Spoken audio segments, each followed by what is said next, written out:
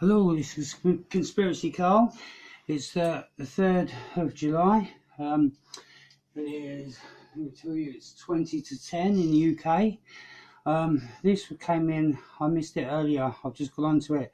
It's John WEDGER, the very brave policeman. He also wants Tommy released, and he wants this paedophilia over and done with once and for all. I think we all do, for the safety of our kids. If we don't, then we're a sick, perverse nation of people, and I don't believe we are that. I believe we're completely the opposite. So we must do this. We must unite. We must do it for Keith's sake, for our children's sake, for Tommy's sake, for everybody's sake, for our future, for our children. If we don't, well, it goes into the hands of paedophiles. Senior officer at this point I cannot name, but what was said to me for exposing the prostitution of children as young as 9 to 14 years old, all of which was subject to care orders. So we're talking very young, very vulnerable kids. Was that if I mention anything, I will lose, not should lose or could lose, I will lose my home, my children, and my job.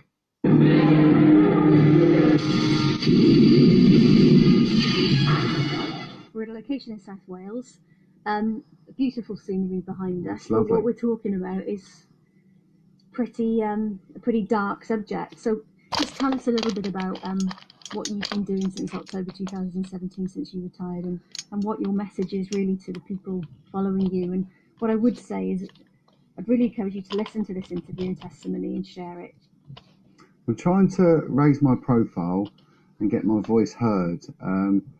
I exposed the child abuse cover-ups and was then subjected to a sustained and ongoing campaign by the Metropolitan Police to silence me.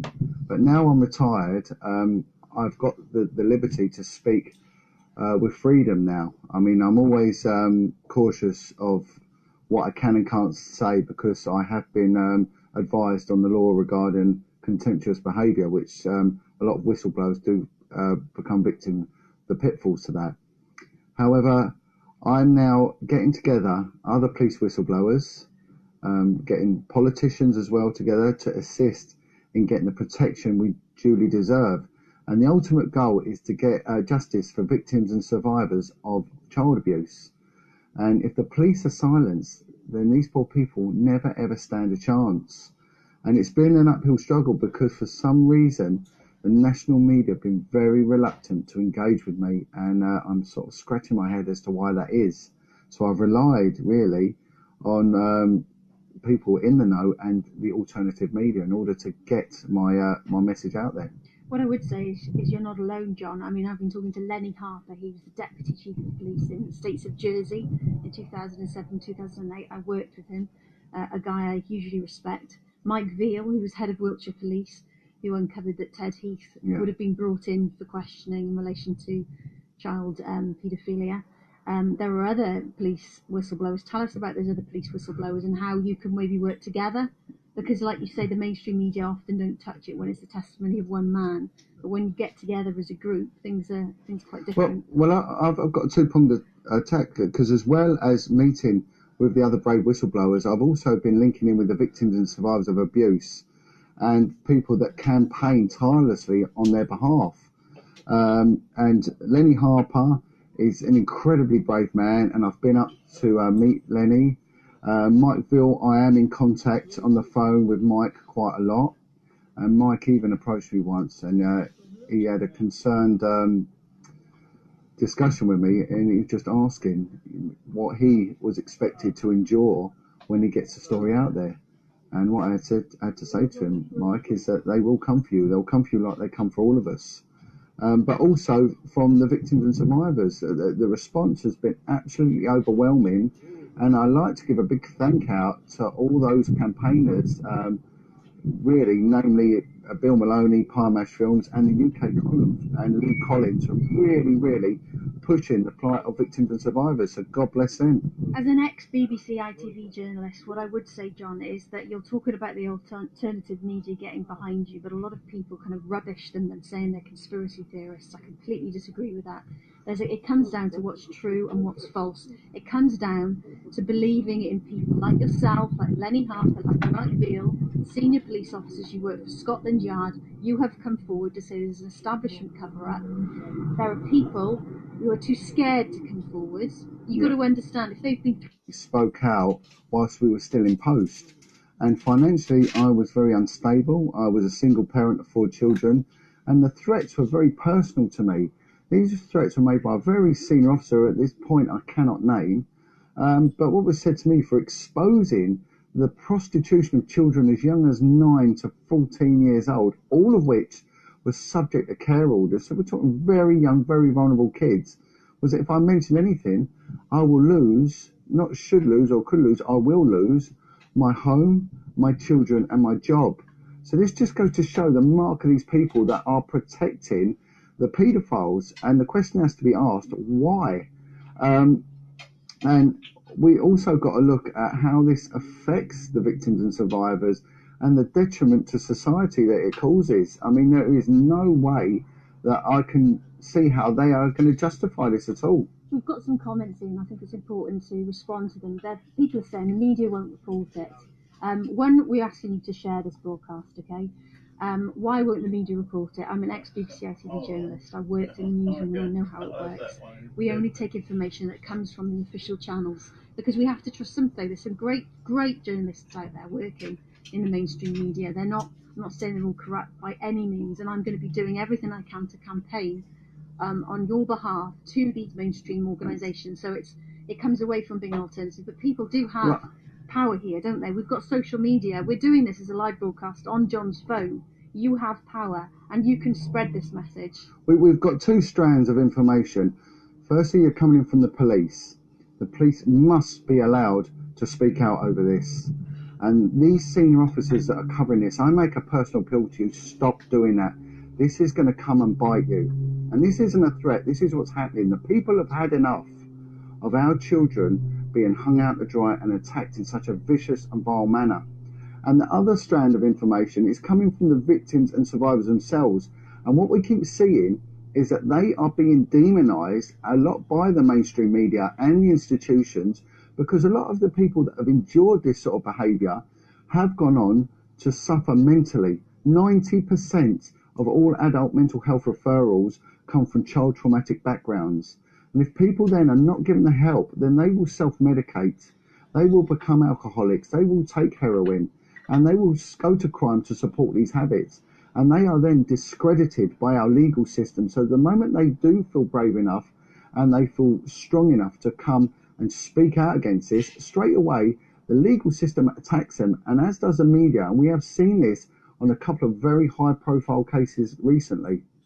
Now, John's travelled to South Wales today to talk to me. I think it's important that you get funding to help this, basically just to cover your expenses to continue spreading this message. So how can people donate? Right, I'm conducting a charity event in the end of the summer. I did one earlier this year. I walked from London to Manchester along the canals with my dog to raise awareness of the plight of police whistleblowers and for victims and survivors of abuse, and the public response was phenomenal. And I did raise a good few pennies for a charity that helps victims and survivors. At the end of the summer, I'm going to be cycling an old bike that was dumped in a river, which I've maintained, and I'm going to be cycling from London to Cornwall, and then I will be swimming around the Isles of Scilly, which is a fair few miles. Now, I'm trying to raise £10,000. I'm on 2,500. So if there are any donors that really would like to fund something which is a real worthwhile cause, then please go to GoFundMe, put in John WEDGER, Jon WEDGER, and it will guide you through how to donate from there. You're a genuine man. Thank you very much for coming down and talking to me. We're going to be doing a little bit more on social media. I think it's important that we do broadcast to every possible channel that we can. We've all got the power now within social media. That's what I really encourage people to do, is to do live broadcasts, talk about your story, get involved. There's something we can do. There's something we can all do. Anyone who's got children, for me to imagine that for whatever reason my children ended up in care, this could happen to them. There's no one else looking out for them. We have a duty as decent human beings to do something. Of course we have. And if I could put out a wider appeal for anyone that really wants to speak out, you can get in touch with me via Facebook. And also, if there are professionals out there, professionals in the mental health institutions, professionals in the legal profession that want to offer their services and their expertise to help these victims and help myself, and let's get a lot of these cases that have been thrown away, let's get them reviewed. Let's not put pressure on, but let's hold our chief constables accountable, because they are the final arbiters here, and they are shutting a lot of these cases down. And let's ask why. And also, MPs, get onto your MP and make your MP get onto the Policing and Crime Minister and the Home Secretary and demand openness in this, and demand justice for the victims and survivors of abuse, and for the likes of myself and all the other brave whistleblowers to be protected. And I can't do it alone. I really need your help. He does. And what I would say now is we would ask you to share this post. So we're going to go now. We're going to go over to John's on Twitter. He's got his official account, so please do follow him on Twitter as well. It's at WEDGER_John. There's a few different accounts, but that's the official account, WEDGER_John. Anything else you'd like to add? No, I've seen some of the comments of people I know, so thank you to everyone. Please share. Yeah. We can make a difference. We really can if we share this broadcast. Now, you heard that straight from the horse's mouth. We've basically got one chance here. We either let the paedophiles take control and put people like Tommy in prison, and then people like Keith, and then where does it go? John, and then where does it go after that? It goes to us, and then everybody else, and then the children suffer. Or do we all unite and do what we should do and get these sick perverts out of the fucking positions they're in, and then dissolve government? And the only way we're going to do it is by unity, not by fighting, not by screaming outside, government buildings and doing all shit. We have to unite and do it properly, dissolve government and start again. That is the only way we will get rid of these paedophiles. But even then, it goes right up to royalty. As you all know, with Jimmy Savile, they knew about him. They've got the MI5, the MI6, all that shit. They knew exactly what he was doing. And Prince Andrew shows it in photos on the internet. They're pretty hard to get hold of now, but I dare say you'll find them. Anyway, love, peace, unity to all of you. Conspiracy Cult, I'm out.